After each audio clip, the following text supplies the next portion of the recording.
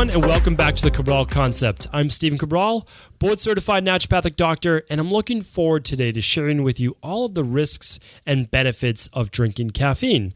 So I'm someone who likes to share with you both sides of the equation. I believe I just got this either on our Facebook group or maybe it was on Instagram, and I was basically just saying, I was answering the question about bone broth and collagen, and I said it's not really my job to tell you necessarily what to do. It's my job to provide you with the information.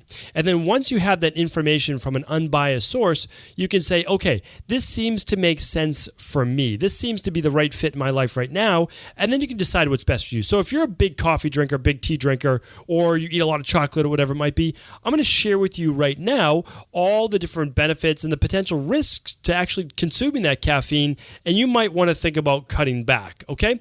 So let's talk about it right now. When we consume green tea or black tea, so green tea has about 35 to 70 milligrams of caffeine per cup.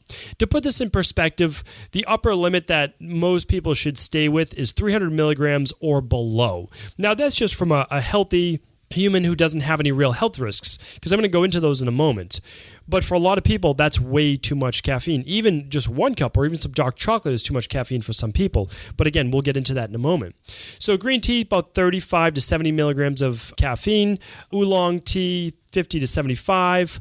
Black tea, somewhere around just about 90 milligrams, about the same size as kind of like a weak cup of coffee, a small weak cup of coffee. Now, your average cup of coffee at like a Dunkin' Donuts or like just a normal chain, not with super strong coffee, just normal coffee, right? Like a New England coffee or a Dunkin' Donuts coffee or one of those, is going to be somewhere around 150 milligrams for a small, 200 for a medium, maybe a little bit more for a large. But when you look at places like Starbucks is almost double that. It's unbelievable. A tall Starbucks is about 260, 270 milligrams of caffeine. That's essentially a cup and a half of another brand. So you can see why it's so addictive, right? Their medium, or their grande it's called, is about 320 milligrams, and their grande, their large, is over 400 milligrams, 415 or 420, I believe, of caffeine. That is a tremendous amount of caffeine. But again, you can see why when it makes people wired, like it literally like opens their eyes, that they get addicted to that.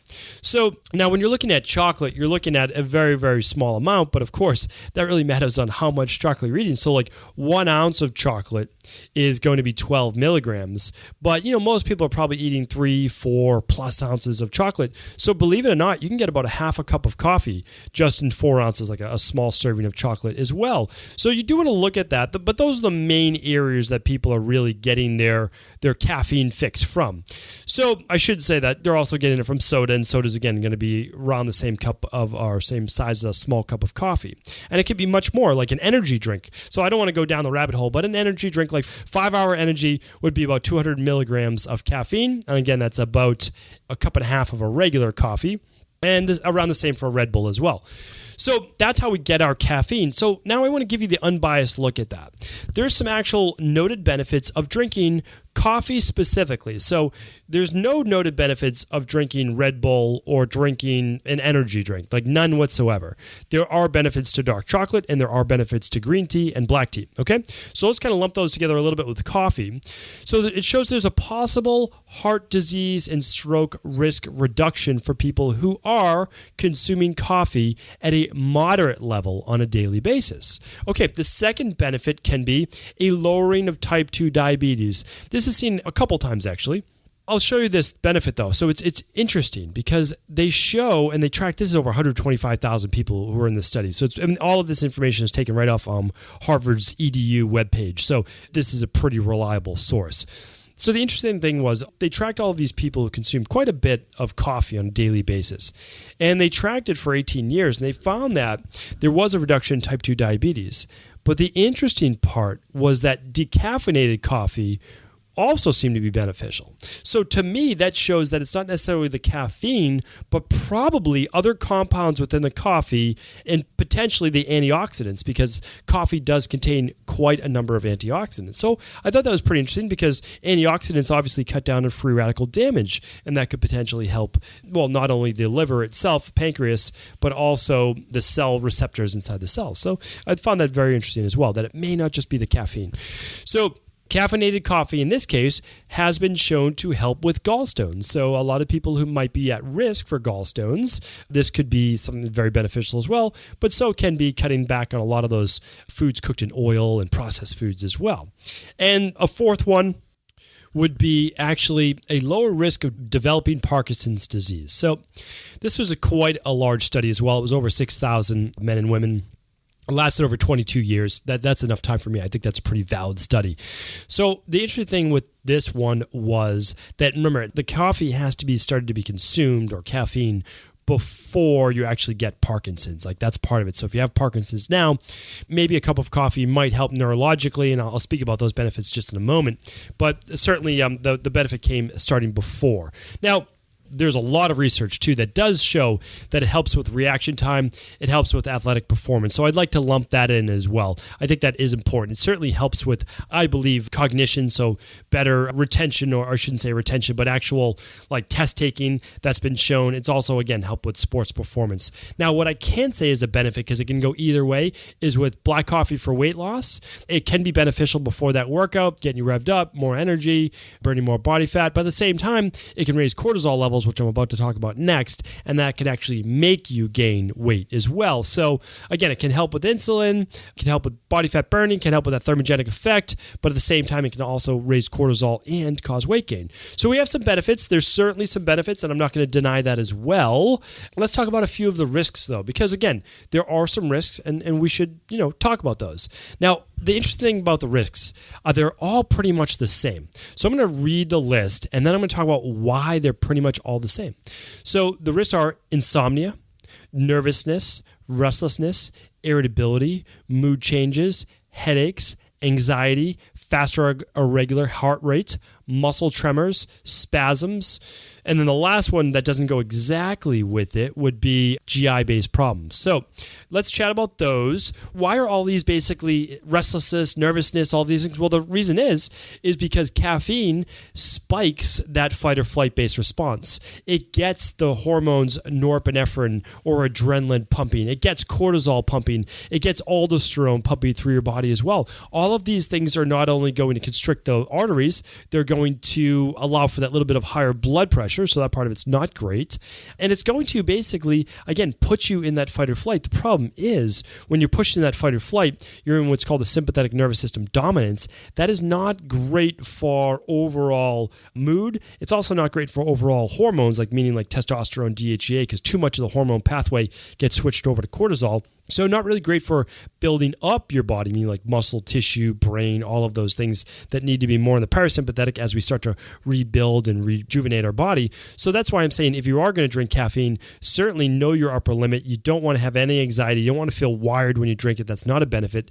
And you want to drink it really the first half of the day, before 12 o'clock, before lunch is really my honest opinion. And the reason is that you'll also have to watch out for the half-life of coffee.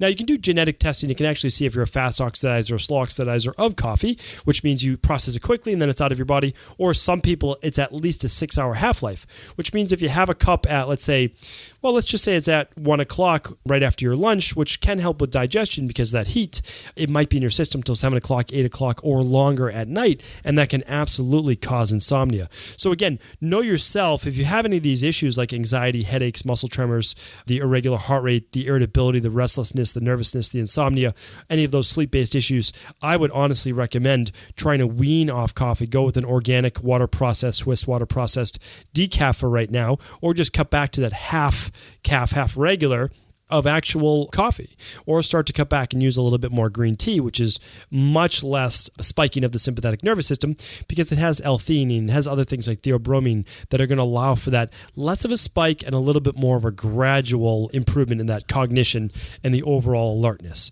So those are your risks, those are your benefits. And again, you can say, okay, well, I really enjoy the taste of coffee. I really enjoy a coffee. And so I would challenge you that, can we enjoy coffee? Because it can be very enjoyable for people. Not put all the junk in it, like the artificial sweeteners or the dairy or the sugar, all of the stuff. Can you enjoy a black cup of coffee? Can you enjoy that maybe just after your breakfast so it helps with digestion, or after a smoothie, or after you have some oatmeal in the morning? Or maybe you're just someone who likes to have a little bit with lunch to help with that digestive process as well. So my thing would be, know if coffee is the right choice for you, not necessarily is it a healthy thing. Because remember, there is no health benefit for every single person alive. When you can understand that, you really understand true natural medicine. It's not taught in school. That's an old school naturopathic philosophy where there is no one diet for every person. There's no one recommendation I can even make for every person. It's if you're someone who needs a little bit of get up and go, you don't have true adrenal fatigue, you can have a small cup of coffee. Again, I just recommend that 1 cup of coffee, that's it. And you don't get anxiety, you don't get irregular or fast or sped up heart rate, then it could be totally acceptable for you. But if you are someone who's already talking a mile a minute, who's already going like full speed ahead, who's already revved up, the coffee is only going to be what I call like whipping the tired horse, right? So if you're exhausted and you're already running like on fumes, or you're just like, you can't slow yourself down and you have a cup of coffee, it only exacerbates that. That wears out the body. That wears out your life. It really does. It burns you out. It burns out the central nervous system. So again, watch out for the irritability. Watch out for those things. Watch out for the GI problems. If you have ulcers, if you have any heartburn, if you have acid reflux, cut coffee out of your diet without a doubt. You have to. It's just, that's a must. And the other one would be if you're drinking or if you have high LDL, like meaning bad cholesterol, high of that LDL, you're going to want to make sure that it's at least a filtered coffee. It's been shown now that some of the espressos or unfiltered coffees can actually raise LDL. I would just be careful either way if you do have high cholesterol as well. The antioxidants can help. I'm not saying that, but just again, know yourself, know the risks, and know the benefits. I would honestly say you don't need to drink coffee to get any of the benefits. Like you can reduce heart disease and stroke by having a plant-based diet, right? More of a plant-based diet. You can reduce the risk of type 2 diabetes by not eating processed foods and sugar. You can reduce the risk of gallstones by not eating like fried oil, fried foods, by doing good liver detoxification. You can reduce the risk of Parkinson's as well by cutting down on heavy metals, by making sure you're doing your detoxes, by making sure that you're eating good fats, you're eating plant-based foods, that you're eating some good protein, all of those things. So again, it's like drinking wine, right? You don't need it. You can be healthy without it. But what I'm saying is don't try to justify drinking coffee. If you enjoy it, you enjoy it. And that's great. As long as you don't have the side effects, then enjoy a cup a day. That's part of life as well. And I have no problem with that. Just go for the organic. You don't want the pesticides on your beans. You don't want those molds, all of those aflatoxins on the coffee beans as well. So hopefully that answers a lot of your questions. And I know I can't talk about everything, every benefit of coffee, light roast, dark roast, all of those things in one podcast. But if you do have any questions, always feel free to ask me at stephencabral.com/Ask Cabral. Have a great day, everyone. Thank you for just tuning into the Cabral Concept. By now, I'm sure you probably heard how important it is to get enough vitamin D all year round to prevent serious health issues like bone loss, depression, weight gain, fatigue, energy metabolism, and even cancer. In my private practice in Boston, I make sure that every person I work with has their vitamin D levels monitored during the winter, or at least supplements with 1,000 and 2,000 IUs of vitamin D3 per day. That's why this month, as a valued listener, I would like to offer you a complimentary bottle of vitamin D3 with any order you place on the stephencabral.com online store. It's my gift to you and my way of trying to help you stay healthy and strong all winter long. To get your free 2 to 3 month supply bottle of vitamin D3 while supplies last, simply go to stephencabral.com/store. There you'll find all of my top at-home functional medicine lab tests, nutritional supplements, and everyday products I recommend in my Boston practice. The first 100 orders in January will receive a complimentary bottle of vitamin D free of charge. Thank you again for listening to the Cabral Concept.